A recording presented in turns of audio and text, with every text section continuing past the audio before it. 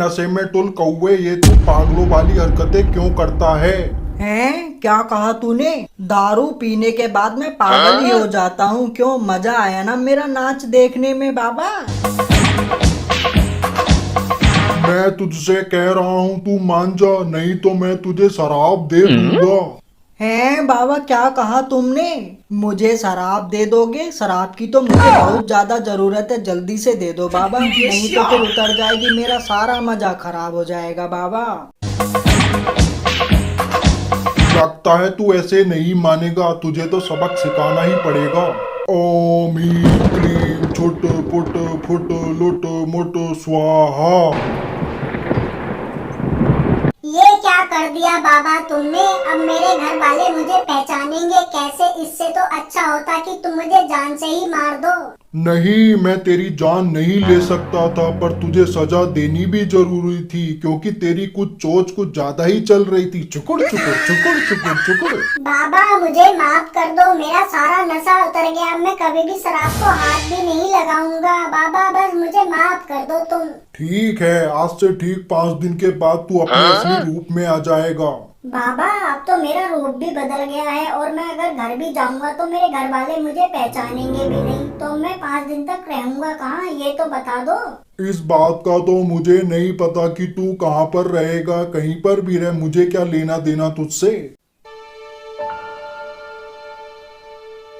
अरे मैं तो लुट गई, कहाँ चले गए तुम?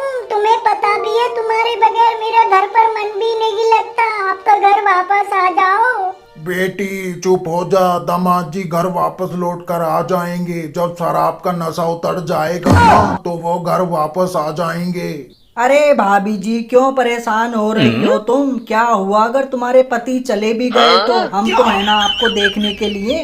क्या मतलब है तुम्हारी इस बात का? तुमने मुझे समझ क्या रखा है, ये बताओ तुम मुझे। भाभी जी, इसके कहने का ये मतलब नहीं था। भाभी जी, मुसीबत में हम सब आपके साथ खड़े हैं, ये कहना चाह रहा था ये। ओ मेरे यार बिल्लू, कहाँ चला गया तू? अब तो घर लौटकर वापस आ जा। भाभी जी वैसे ये गायब कैसे हो गया था ये? हाय रे, मेरे लिए कपड़े लेने गए थे, 5 दिन हो गए हैं और ये अभी तक घर लौट कर वापस नहीं आए हैं। ये लगता है बेटी दामाद जी कपड़े पहनकर कहीं लंबे निकल गए।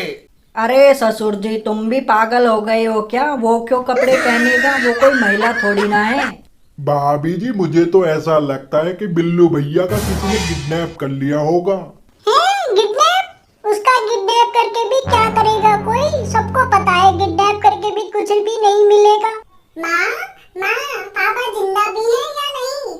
आप सबने उसे जाने ही क्यों दिया? दारू पीकर घुस गया होगा किसी के घोंसले में, जब नशा उतर जाएगा तब खुद ही घर आ जाएगा। क्यों, सही कहा ना भाभी जी मैंने? हे ऊपर वाले, मेरा दामाद घर लौट कर आ जाए, जिंदा हो या मुर्दा, पूरे 101 रुपए लड्डुओं का प्रसाद चढ़ाऊंगा मैं आपके मंदिर में। ससुर जी जिंदा बुलाओ ना, मरे हुए का क्या करोगे तुम? मुर्दे का अंतिम संस्कार करूंगा, जिससे कि उसकी आत्मा को शांति मिल जाएगी। हाय रे, वो मर ही नहीं सकते पापा, ये बात तो तुम गलत कह रहे हो पापा, वो मर नहीं सकते। क्यों, वो अमर पैदा हुआ है क्या? अरे नहीं नहीं ससुर जी, भाभी जी का कहने का ये मतलब नहीं था, उन्हें इच्छा मृत्यु का वरदान मिला होगा। नहीं पापा, नहीं, ये बात तो तुम बिल्कुल गलत कह रहे हो, मर ही नहीं सकते, वो मर ही नहीं सकते। तो कैसे मरता? तुझे साथ लेकर मरता क्या?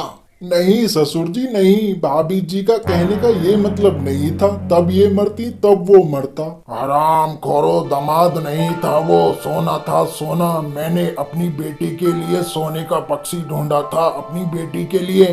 नहीं पिताजी नहीं, वो जिंदा है, वो जिंदा है, उन्हें कुछ नहीं हो सकता पिताजी, उन्हें कुछ नहीं हो सकता। मर भी जाएगा तो कोई दिक्कत नहीं है भाभी जी, बच्चे का ध्यान ये श्याम रख लेगा और तुम्हें मैं रख लूंगा। क्या क्या क्या बोला तूने मुझे? तूने मुझे समझ क्या रखा है, ये बता तू मुझे। मैं मेरे कहने का यह मतलब है कि आपका ध्यान मैं रख लूंगा। वाह भाई वाह, बहुत अच्छे। बच्चे का ध्यान मैं क्यों रखूंगा भाई, मैं तो अपनी भाभी का ध्यान रखूंगा, बच्चे का ध्यान रख तू। अरे तुम दोनों आपस में क्यों लड़ रहे हो? पहले ये तो पता कर लो कि वो अभी जिंदा भी है या नहीं। ये दोनों तो अपने चक्कर में ही लगे पड़े हैं। बेटी, ये दोनों तो तेरे पर कब्जा करने के चक्कर में लगे पड़े हैं। पिताजी, मैं क्या खाली पड़ी हुई दुकान हूँ जो मुझ पर कब्जा होगा? हे भगवान, दमाची घर वापस आ जाएं, नहीं तो इन दोनों पाखंडियों का पता नहीं बाद में क्या करेंगे।